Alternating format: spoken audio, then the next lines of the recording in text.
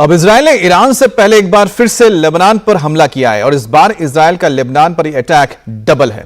Israel ने Lebanon में Hezbollah के ठिकानों पर हवाई हमले के साथ साथ जमीन से वार करना भी शुरू कर दिया है। कल इजराइल की सेना ने बेरूत में हिजबुल्लाह के ठिकाने को एक बार फिर से निशाना बनाया। रात में एक के बाद एक कई मिसाइलें दागे गई।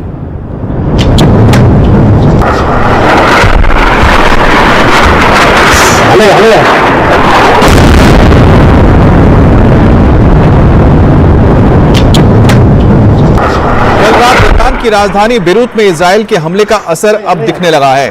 बेरूत का आसमान आज सुबह से काले धुएं के गुबार से फटा पड़ा है। वहीं इजरायली आर्मी टैंक लेकर जमीनी लड़ाई भी शुरू कर चुकी है। लेबनान की तरफ से भी जवाबी हमले किए जा रहे हैं और इजराइल के मिलिट्री बेस को टारगेट करने की लगातार कोशिश की जा रही है।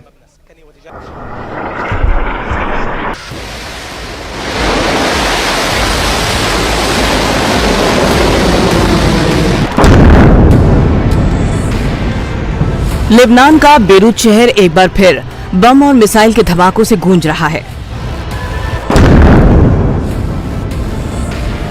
हिजबुल्लाह के बचे हुए एक एक ठिकाने फिर से इजरायली सेना के निशाने पर हैं।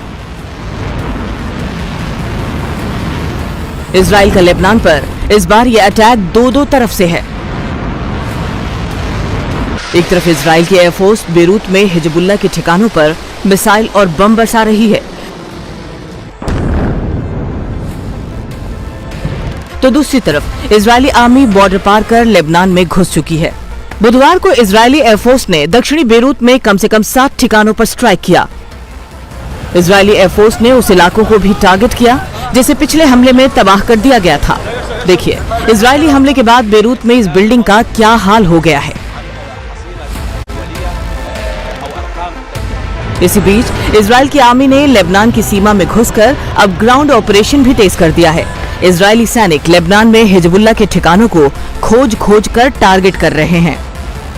वहीं इजराइल ने माना है कि दक्षिण लेबनान में हिजबुल्लाह के साथ लड़ाई में उसके 8 सैनिक मारे गए हैं। इनमें कुछ अफसर भी शामिल हैं।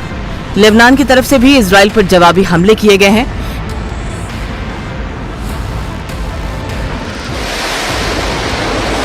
हिजबुल्लाह के रॉकेट ने इजराइल के मिलिट्री बेस को टारगेट करने की कोशिश की है। अब 2 दिन पहले ईरान के हमले के बाद अब इजराइल ने उसे भारी कीमत चुकाने की धमकी दी है। हालांकि जो हमले हो रहे हैं वो ज्यादातर लेबनान में हिजबुल्लाह के ऊपर हो रहे हैं, ईरान पर सीधे हमले नहीं हो रहे हैं। लेकिन इजराइल ने ईरान पर हमला नहीं किया, लेकिन ऐसा नहीं है कि आगे नहीं करेगा।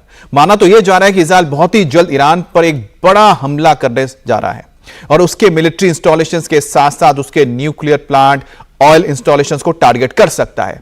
और इसी हालात को लेकर कल G7 देशों की इमरजेंसी मीटिंग बुलाई गई थी, जिसमें ईरान पर पाबंदी लगाने को लेकर चर्चा हुई और साथ ही अमेरिका ने अपने सहयोगी इजराइल को चेतावनी भी दी है। दरअसल राष्ट्रपति बाइडेन ने कहा कि अगर इजराइल ने तेहरान के न्यूक्लियर प्लांट्स पर या किसी भी साइट पर हमला किया तो वो उसका समर्थन नहीं करेगा।